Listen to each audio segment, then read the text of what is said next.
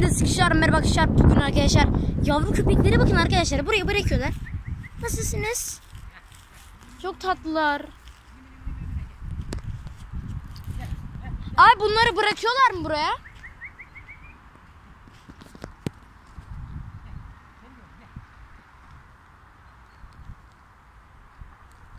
Cevap bile vermedi.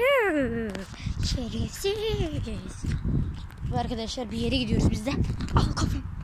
Arkadaşlar selamünaleyküm. Gidiyoruz ve burada tello. Bir tane adam tello şarkısını söylüyordu. Ben de dilime takıldım. Mal gibi ben de söylüyorum. Hocam buralar onun bak buralar çok güzel böyle. Hadi bay bay arkadaşlar.